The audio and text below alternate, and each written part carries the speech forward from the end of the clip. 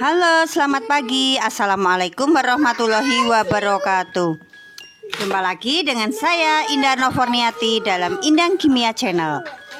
Oke, dalam kesempatan kali ini saya membuat video soal dan pembahasan US tahun 2020. Tahun kemarin ya. Ini khusus saya buat untuk kakak-kakak kelas 12 yang hari Selasa tanggal 6 April nanti akan melaksanakan US, ujian sekolah.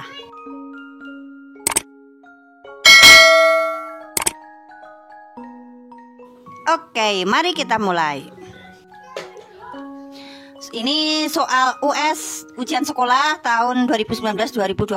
Ini kemarin juga sudah mulai pandemi, jadi ini online juga ya. Oke, untuk soal yang pertama, peranan ilmu kimia dalam bidang pertanian adalah, nah ini kita tahu bahwa ilmu kimia itu memiliki julukan sebagai the Queen of Science.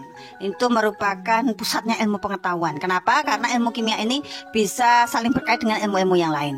Dalam bidang farmasi misalnya jelas itu bisa sebagai ada kaitannya dengan pembuatan obat-obatan. Dalam bidang kosmetik juga bisa membuat tentang kosmetik, bagaimana yang awet, bagaimana yang bisa menimbulkan efek-efek glowing dan sebagainya. Dalam bidang pertanian, nah sekarang kalau dalam bidang pertanian apa? Dalam bidang pertanian yaitu ini lebih tepatnya adalah penggunaan pupuk. Nah ini kaitannya dengan penggunaan pupuk. Pupuk itu kan macam-macam, ada pupuk nitrogen, fosfor. Nah bagaimana kita memberikan pupuk yang apa tergantung apa yang diinginkan.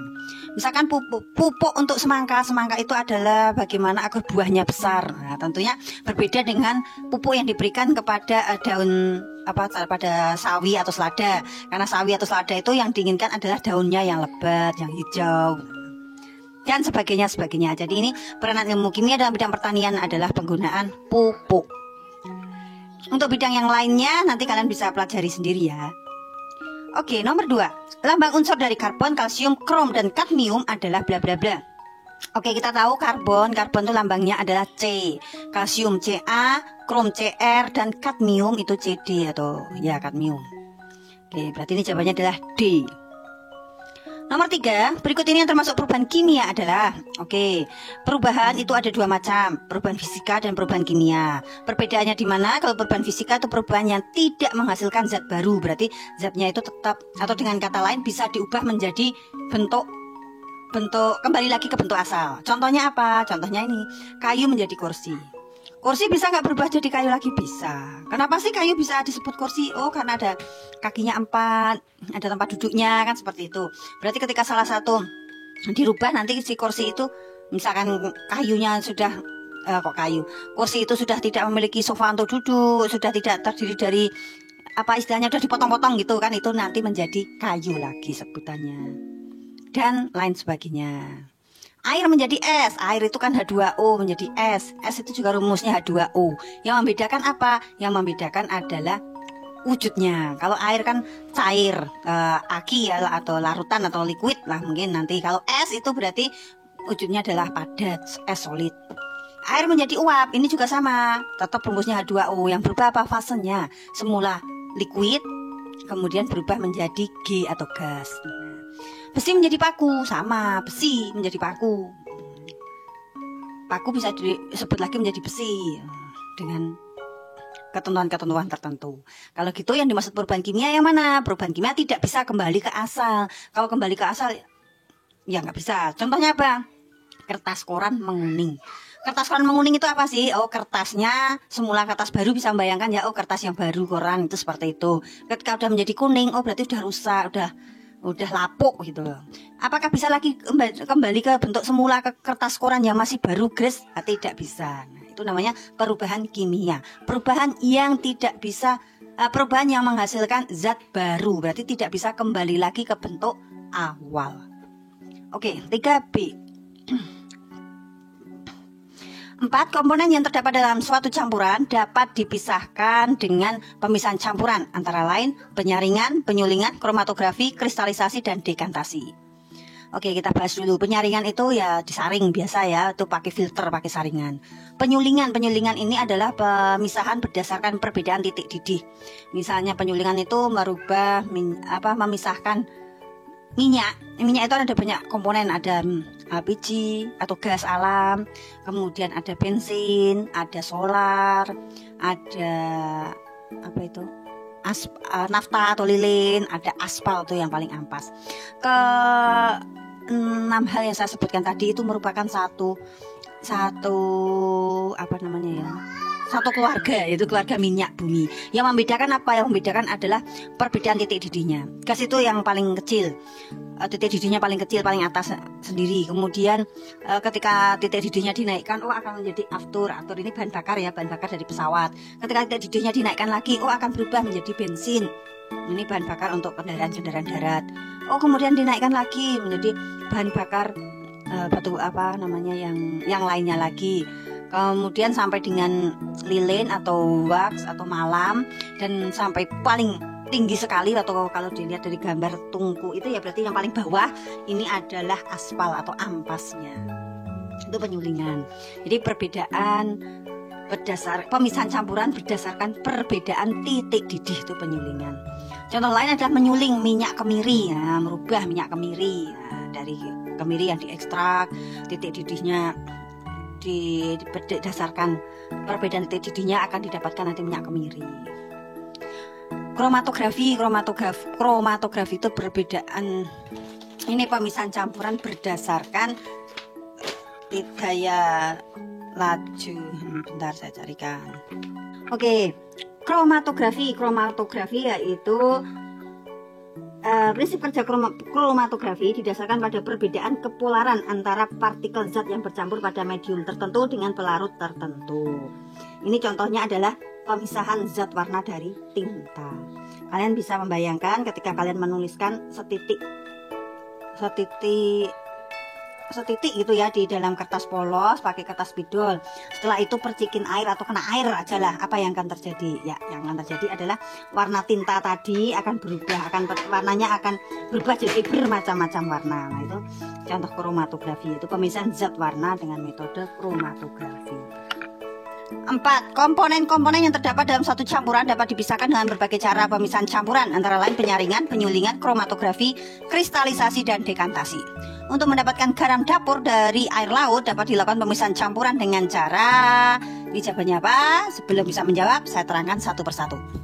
Penyaringan, jelas penyaringan itu pemisahan campuran ya melalui saringan atau filter. Nah, penyaringan biasa. Penyulingan itu istilah lainnya adalah destilasi, yaitu pemisahan campuran berdasarkan perbedaan titik didih dari zat yang akan dipisahkan.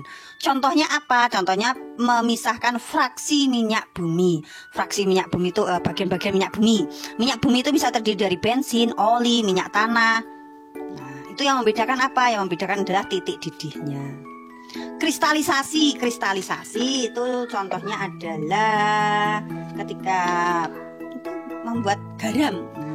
Membuat garam itu kan dari campuran, kemudian dipanaskan hingga airnya menguap. Setelah menguap akan tersisa kristal putih. Itu namanya pengkristalan atau kristalisasi. Dekantasi itu menuang, istilahnya adalah menuang. Jadi memisahkan campuran dengan cara dituang. Oke, jelas ya nomor 4, sehingga jawabannya adalah dekristalisasi. Untuk nomor 5 ini ada hitungan, nanti akan saya buatkan di video yang tersendiri. Sekarang saya khusus untuk yang teori dulu ya.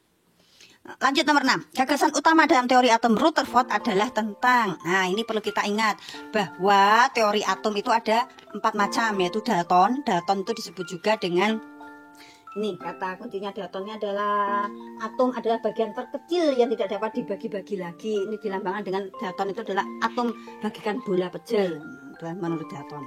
Thomson itu menggambarkan bahwa atom adalah bola bermuatan positif yang di dalamnya tersebar elektron bermuatan negatif. Ini digambarkan sebagai roti kismis. Sementara Rutherford menyatakan bahwa atom terdiri atas inti atom yang bermuatan positif dan elektron bermuatan negatif yang mengelilingi inti atom. Ini kalau digambarkan adalah seperti orbit tata surya, itu Rutherford. Niels Bohr menyatakan bahwa atom terdiri atas inti atom bermuatan positif dan elektron bermuatan negatif yang mengelilingi inti atom pada lintasan tertentu. Nah, ini digambarkan lebih spesifik lagi dari Rutherford bahwa setiap lintasan itu memiliki energi tertentu. Oke, nomor 6 singkat jawabannya jelas ya. Inti atom Rutherford itu tentang gagasan utama dari teori atom Rutherford adalah tentang inti atom A. Nomor 7, pendapat Dalton yang mengatakan bahwa atom merupakan partikel terkecil yang tidak dapat dibagi, dipatahkan ketika para ahli menemukan berbagai partikel subatom, diantaranya proton, neutron, dan elektron. Muatan listrik partikel tersebut berturut-turut adalah proton itu lambangnya P, proton positif, neutron netral berarti 0, elektron elek itu negatif. Nah, berarti jawabannya +1, 0, -1. Oke, jelas ya. C. Nomor 8, penemu dan temuan yang terkait dengan tepat ditunjukkan oleh nomor, yaitu nomor Thomson ini penemu elektron, betul. Chadwick itu penemu, saya sampaikan saja bahwa partikel penyusun atom ada 3, proton, elektron, neutron. Proton yang menemukan Goldstein, elektron yang menemukan Thomson, dan neutron yang menemukan adalah Chadwick. Oke, kalau gitu ketemu ya jawabannya yang mana? Oke, jawabannya 1 atau A. Kemudian nomor 9. Jika nomor atom X ada 13, nomor masanya 27, maka ion X3+ memiliki titik-titik. Oke, nomor atom itu selalu menunjukkan jumlah proton dan juga elektron jika dia atom netral. Tapi jika atomnya bermuatan positif, maka elektronnya menjadi berkurang karena positif ya, berarti melepas. Berapa yang dilepas sebanyak muatan. Bagaimana jika ion atomnya itu bermuatan negatif atau ion negatif? Maka elektronnya menjadi bertambah karena ion negatif itu berarti menangkap elektron. Berapa yang ditangkap? Sejumlah muatan. Neutron, bagaimana mendapatkan neutron? Neutron adalah nomor massa dikurangi nomor atom. Sehingga jawabannya bagaimana? X3+, maka dia melepas 3+ ya, melepas 3. Apa yang dilepas? Yang dilepas adalah elektronnya. Sehingga berapakah elektronnya? Elektronnya itu sama dengan awalnya sama dengan proton ya. Berarti ini protonnya 13, elektronnya 13 dikurangi berapa? Kurangi 3, berarti 10 elektron. Neutronnya berapa? Neutronnya adalah massa dikurangi nomor atom, 27 dikurangi 13. Jadinya B, 13 proton, 10 elektron, 14 neutron. 10. Di antara atom berikut, atom yang merupakan pasangan isotop adalah, istilah-istilah dalam atom ada beberapa. Isotop itu atom-atom yang memiliki sama P. P itu apa? Proton, berarti protonnya sama, yang di bawah sama. Isoton berarti yang memiliki sama N, sama neutron. Isobar berarti yang memiliki sama-sama AR. AR itu nomor massa. Oke, nomor 10 berarti jawabannya yang mana? Pasangan isotop sama proton, berarti jawabannya adalah yang B. 11. Konfigurasi elektron dari unsur 19X39 adalah, ini jawabannya adalah 2881 B. Nomor 11. Konfigurasi elektron dari unsur 19X39 adalah, konfigurasi ini adalah susunan elektron dengan memenuhi kaidah 2n², di mana n ada kulitnya. Kulit pertama 1 berarti jumlahnya berapa? 2 kali 1 kuadrat. Kulit pertama isinya 2. Kulit kedua berisi berapa? Berarti 2n², 2 kuadrat 4 kali 2 8. Berarti kulit kedua berisi 8, 2 8. Kemudian di sini ada elektronnya 19, sudah diisi di kulit pertama dan kedua sejumlah 10. Sisanya berapa? 9. Tetapi ingat, di dalam penulisan elektron di dalam setiap kulit harus memenuhi kaidah oktet, yaitu hanya berisi 8 atau 18. Kalau 9 berarti tidak bisa, maka harus dipecah menjadi 2881. Jawabannya B.